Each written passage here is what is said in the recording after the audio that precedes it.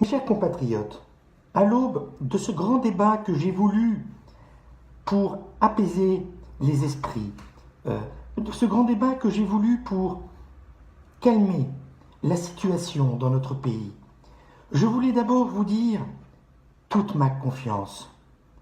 Ma confiance dans nos élus, ma confiance en vous, peuple de France, ma confiance dans les institutions, ma confiance, comment vous dire, ma confiance dans la République, ma confiance dans l'avenir.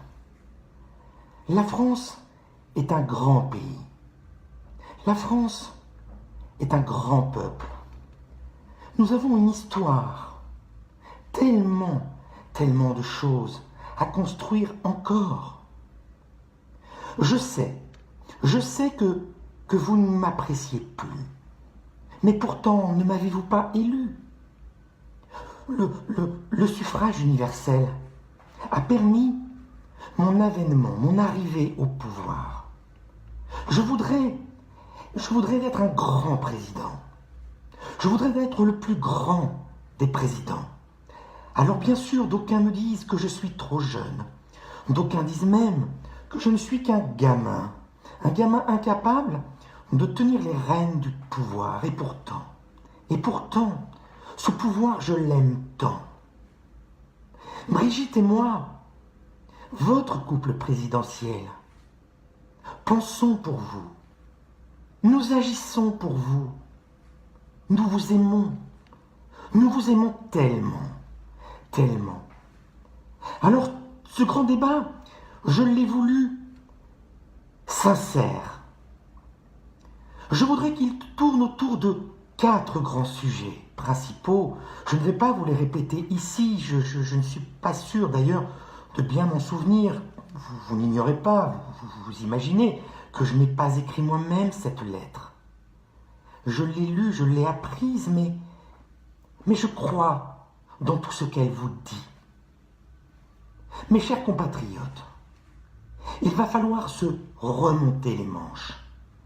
Il va falloir travailler.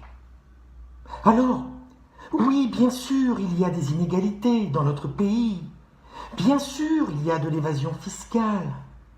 Bien sûr, nous avons des grands patrons qui tirent sur la corde, des élus qui abusent, des magouilleurs, des arrangements. Bien sûr, il y a beaucoup d'inégalités. Bien sûr, il y a beaucoup d'injustice sociale, d'injustice tout court. Je comprends votre souffrance. J'entends vos complaintes et vos plaintes. Ne suis-je pas, cependant, le président de la République, un président qui n'est pas un magicien? Je ne peux pas d'un simple coup de baguette magique changer les choses comme vous attendiez que je les change.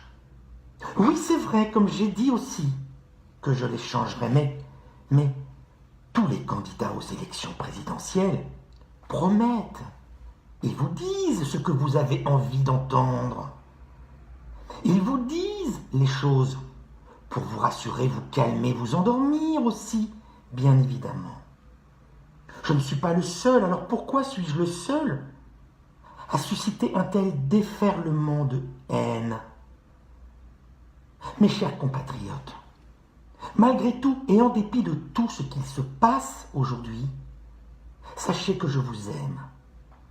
Sachez que j'aime la France. Sachez que j'aime vos enfants, vos petits-enfants et les leurs. J'aime ce beau pays, ses pâturages, ses régions, ses diversités.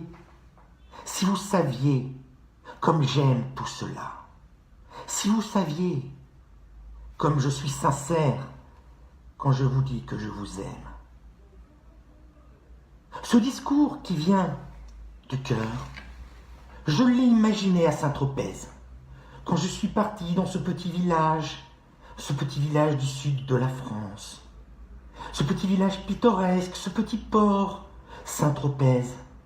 Saint-Tropez m'a aidé à me ressourcer, D'aucuns n'ont pas compris que je puisse prendre quelques jours de vacances. Certes, j'ai hésité. Brigitte voulait partir à Megève. J'hésitais entre Deauville et Saint-Tropez. Finalement, nous sommes tombés d'accord sur Saint-Tropez. N'en veuillez pas à Brigitte d'avoir voulu remplacer toute la vaisselle de l'Élysée. 1/2 million d'euros, ce n'est pas grand-chose, une goutte dans le budget de l'État, pardon. N'en voulez pas non plus à Brigitte de m'avoir conseillé de remplacer les moquettes. Oui, encore 500 000 euros peut-être, un peu plus, un peu moins, je ne sais pas, je ne sais plus d'ailleurs. Je ne m'occupe pas de ces détails. Je m'occupe de vous. Je pense à vous. Je pense à la France. Mes chers compatriotes, des moments difficiles nous attendent.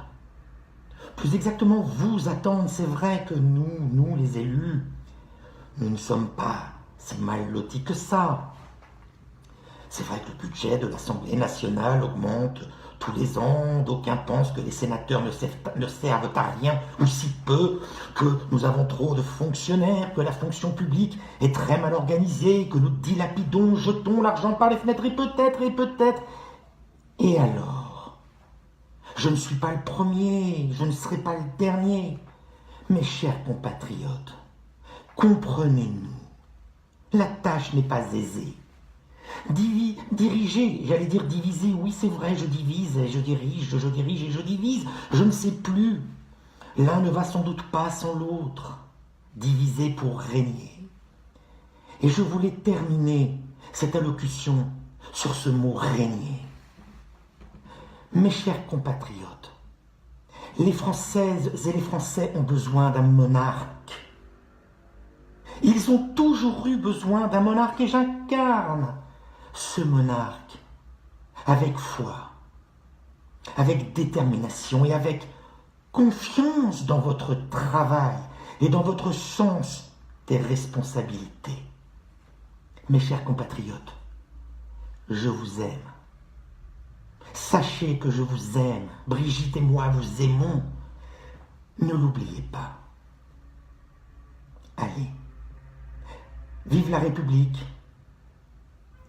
et vive la France. Ton ton ton ton ton ton ton ton ton ton ton ton ton ton ton ton ton.